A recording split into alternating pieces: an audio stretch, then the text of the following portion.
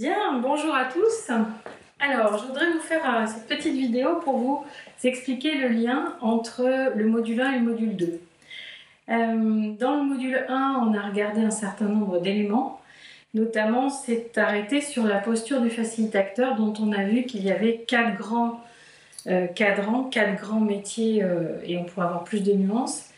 Et que ce qui fait passer du métier de formateur, essentiellement facilitateur, jusqu'à facilitateur, c'est qu'on passe de la boîte à outils, méthode, approche, à la posture, et donc la question de la présence.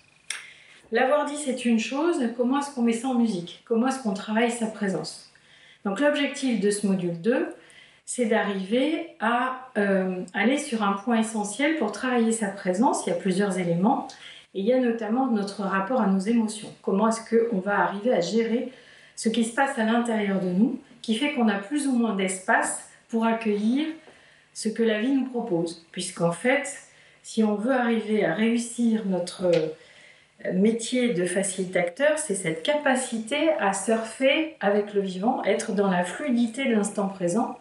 Et pour ce faire, il faut qu'à l'intérieur, il y ait du vide, il y ait, je sois vide de mes scories intérieures, que je ne sois plus encombrée. Donc pour que je ne sois plus encombrée, il faut que j'ai fait tout ce travail qui me permet d'accueillir le vivant. Et notamment, ayant fait ce travail ou pas, on voit bien que dans tous les cas de figure, nous avons des émotions. Et ces émotions viennent nous renseigner justement sur notre capacité à être présent. Et surtout la manière dont nous allons les apprivoiser, les gérer, les piloter. Et évidemment après aussi, comment nous allons communiquer sur ce que nous ressentons. Donc ce sont tous ces paramètres interreliés que nous allons regarder dans ce module 2. Donc nous allons regarder toutes les intelligences qui sont sous-jacentes à l'intelligence collective et qui sont sous-jacentes au métier de facilitateur.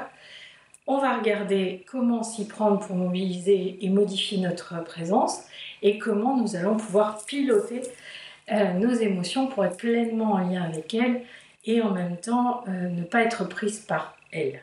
Et puis, effectivement, les modalités aussi de communication bienveillante, comment arriver à dire à l'autre ce qui se passe en nous, de telle sorte à ce qu'on puisse prendre soin à la fois de soi, de la relation et d'un nous, d'un collectif. Eh bien, à tout de suite!